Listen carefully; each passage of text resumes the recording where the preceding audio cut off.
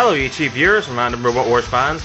Now today I'm very excited about this because I'm going to be doing a review of this, which is the Wheelie Big Cheese Pullback from the TV series Robot Wars. And of course Wheelie Big Cheese really earned its stripes and deserved to be made into a pullback after this fantastic battle against Axaw in the heats of the 5th Wars. Good battle here. Wheelie Big Cheese is the quicker machine. Both 99 kilos, both from Langport in Somerset. Axaw flipped! Oh, goodness me, by Wheelie Big Cheese! That has to be a Robot Wars record flip. Look at the distance achieved here. That is immense. Out of the arena, out of the Robot Wars galaxy. Cease. Huge power. Now when I was a kid, I did buy this pullback. I had it for about 10 minutes and then took it back for some reason. I don't know why, maybe I wasn't happy with it, but I was really regretting that. But recently I was on eBay and I was able to purchase this Wheelie Big Cheese pullback, which I'm so happy about. And the best part is it came in such great condition as well. So I thought I'd do a quick little review of it here for you. First of all, I'd like to point out, obviously I didn't get it in a box, obviously as new. But if you look at some of my other reviews, if you look at my Dan Tom Kia review, the box that Dan Tom Kia comes in is pretty much the exact same box that Wheelie Big Cheese comes in, same design, etc, etc. Anyway, taking a look at the robot itself here, as you can see, it is remarkably well detailed and very similar to the Wheelie Big Cheese from the show. So much so, it's even got little rivets designed in the back of it here. You can't really see because, of course, my camera is pathetic. But it kind of makes it look like stickle bricks, the fact that they've put so many little rivet details onto it there. Which I can't really work out if it's a good thing or a bad thing, because, you know, it's nice to have attention to detail, but sometimes, you know, like, less is more. Taking a look at the front flipper here, as you can see, the design of the Wheelie Big Cheese logo is absolutely fantastic. You've got the cap bursting through there, you've got the Wheelie Big Cheese logo. It looks absolutely fantastic, and of course on the top here we've got that little red panel, which I think was a way to get into the motors. I'm not too sure. Taking a look at the wheels here, of course, the wheels are designed incredibly well to look a lot like the wheels from the real machine in the show. Of course, the wheels were studded with tungsten spikes from golf shoes. Obviously you can't do that on a child's toy, so what they've decided to do here is go for black little bits of rubber. What I don't like about it is underneath. Now, the underneath obviously of the robot is designed to be exactly like this side of the robot, because obviously when it flips itself the whole way over. The underneath really lets the machine down. I mean, as you can see here, there's little screw holes here which could have been covered up, and there's a little hole there for the clip to hold the pullback motor in place, and the little mechanism that runs the flipper. And then we've got these two big black wheels here at the front. Now, I said this about the Firestorm pullback as well in one of my reviews. This brings the front of the machine incredibly high up. So say you want to get in underneath another machine if you're playing with them as a kid and want to flip them over, like, the Wheelie Big Cheese doesn't really do that because of these front wheels here.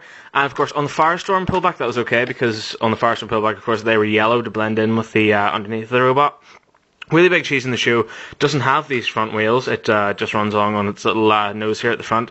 So not only have they put these black wheels in here, they've made them very conspicuous by making them black, and that's something that I'm not really happy with.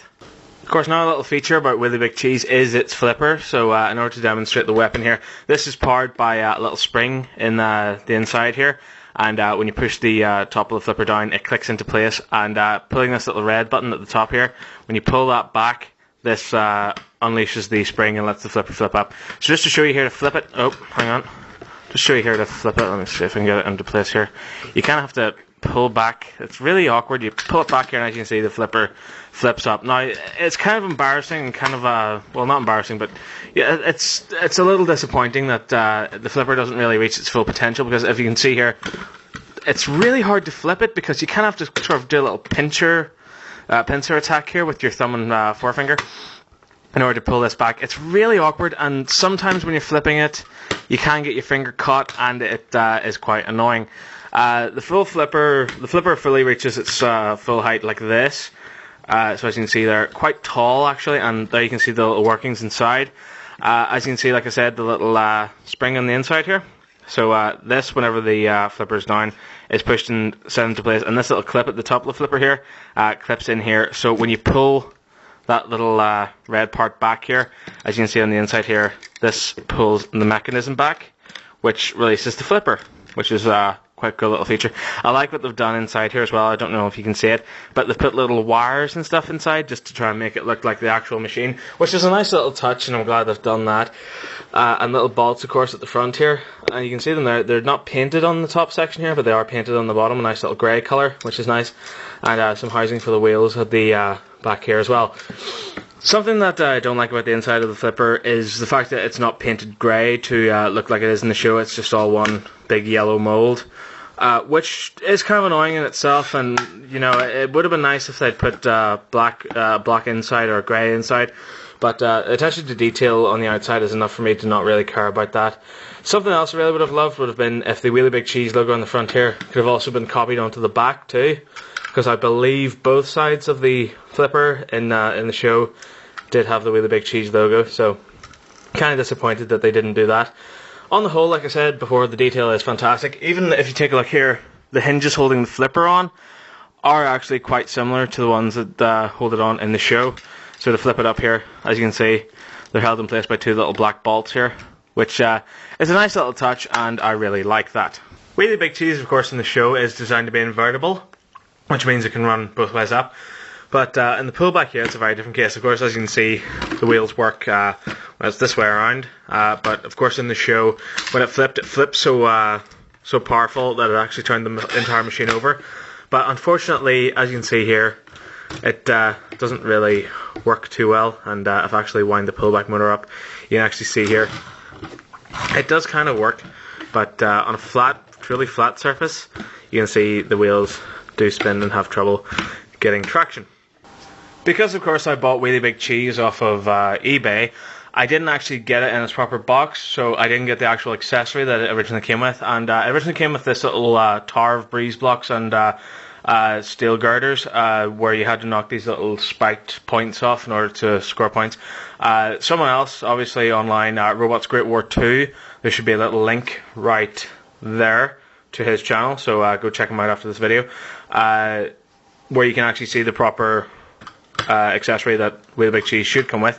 I got this off eBay, and the nice guy I bought it off actually gave me these 3 barrels with him. Now, these 3 barrels, obviously, of course, are from the Razor pullback set, but he didn't have to do that, but he did, and I'm very glad that he did, so that's a nice little touch there. So thanks very much for watching my review. I hope you liked it. If you did, there are countless more Robot Wars reviews online. I've reviewed pretty much every single pullback there's ever been in the history of the universe. I've done some competitor models as well, and I've done some how to build, so you can build your own Behemoth, you can build your own Storm 2, and pretty soon you can build your own Dominator 2 as well. I've also done some Toy Story reviews, some Back to the Future reviews, some Extreme Ghostbuster reviews, and some Doctor Who reviews as well. So if you like any of those, check out my channel. You can also subscribe to me, you can also add me as a friend, and you can also add me as a friend on Facebook via the link in my channel. So thanks very much for watching. Bye bye.